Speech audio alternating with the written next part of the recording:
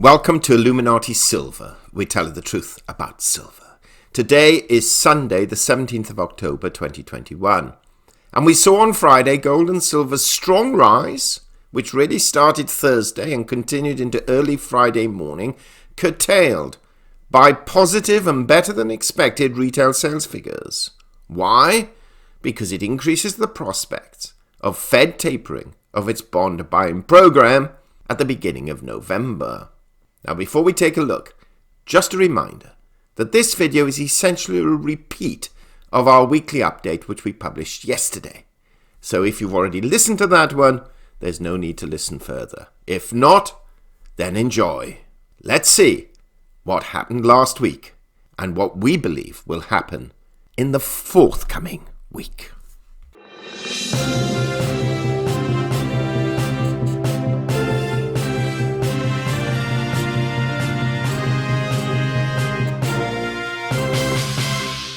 Now, firstly, a quick shout out. We produced our regular morning videos each morning during the course of the week, and also one or two other videos, which we have placed links to below. Do have a look in the description column to make a judgment as to whether you wish to listen to any of those. Meanwhile, going back to precious metals, gold rose $11 last week, rising from $1,757 to $1,768, having actually hit a high of 1,800, which was the limit that we put on last week, and it couldn't really quite breach it, though perhaps it did a few cents, and a low of 1,750, which is our major support level. A rise of 0.6%, showing a slightly higher low and a slightly higher high than the previous week, which is good news if you believe in the strength of gold. In sterling terms, gold finished the week at £1,286. That's down £4. And in euros, it closed at €1,524. That's up €5.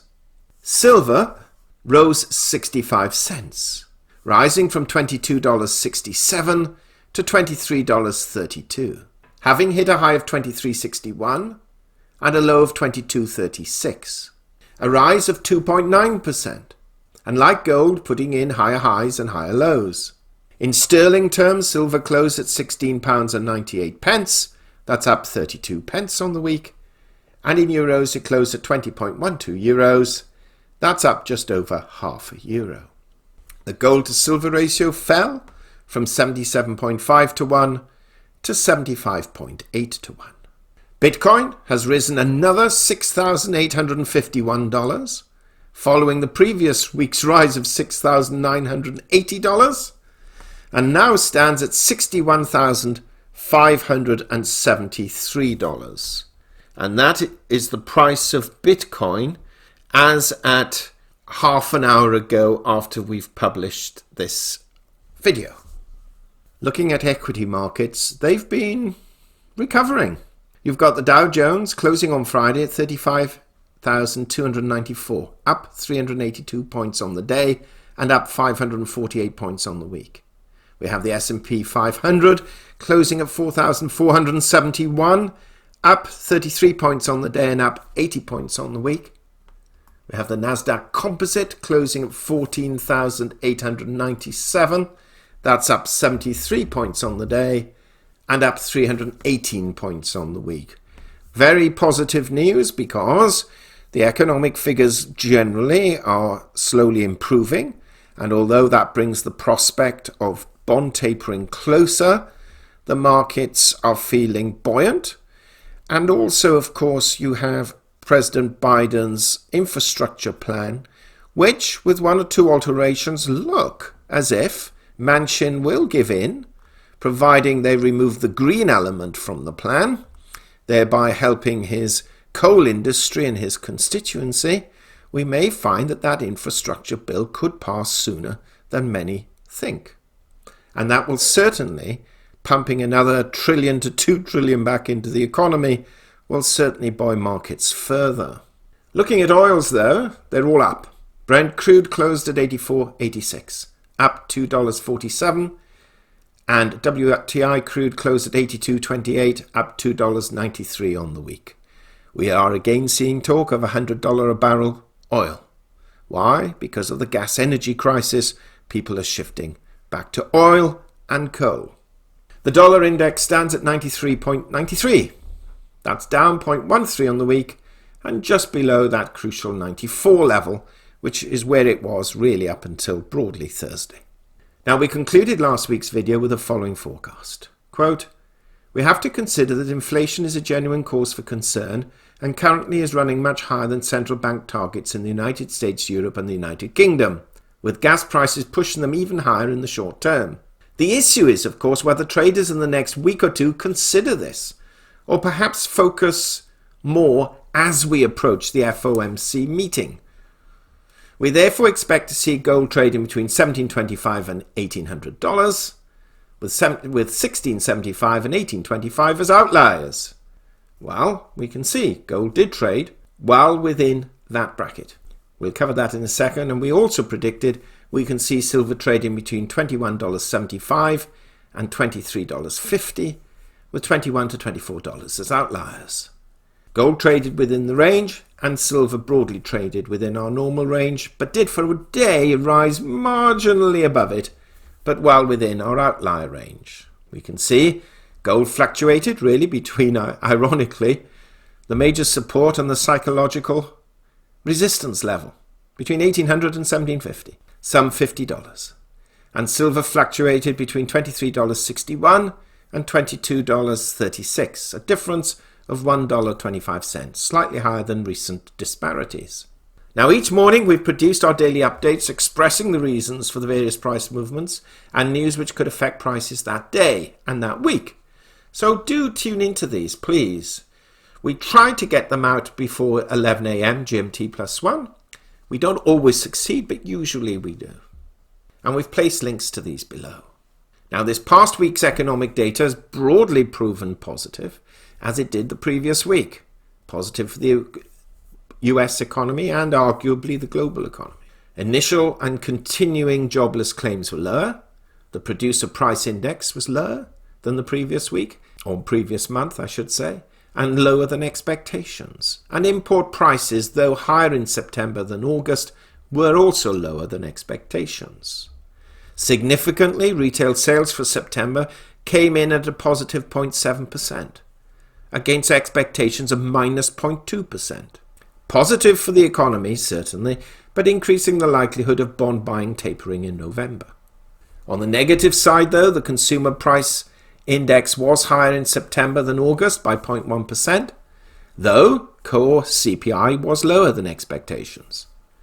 Job openings were also lower, and the consumer, lower than expectations, that is, and the Consumer Sentiment Index announced on Friday was also lower than the previous month and against expectations. Now, a brief observation last week was gold's strength on Wednesday and Thursday, and then virtual collapse on Friday. We saw on Thursday gold futures hit a 1-month high, and Treasury yields fell, as did the dollar value. Gold went up to, but found it difficult to break the key $1,800 level.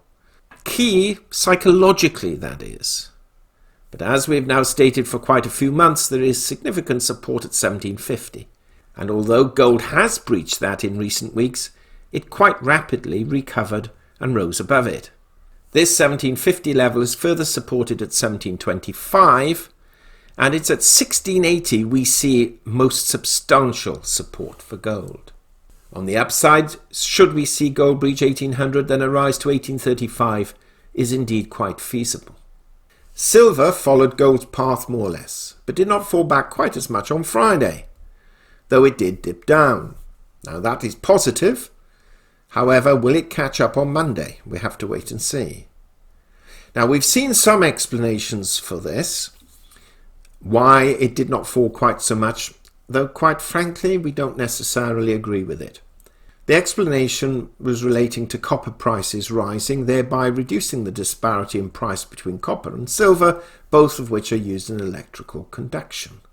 Though, to be candid, the difference in price between the two is still so vast, we cannot really see this argument as the substitution effect would require copper prices to rally roughly 100-fold before both would be in contention. From a technical point of view, silver has some support at the 50-day moving average of 23.27 and resistance at September highs of 24.82. The MACD histogram is printing in positive territory, but the upward sloping trajectory is decelerating, which points to consolidation. Now, before we give our price forecast, let's take a quick look at the economic data being published in the United States next week. Monday, we have industrial production for September and the NAHB index for October.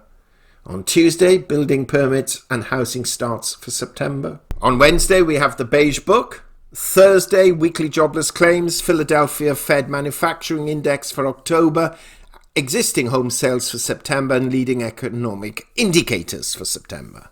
Then on Friday, flash PMIs for the market manufacturing and market services for October. So really, we have Monday, Thursday and Friday being the more important days to observe.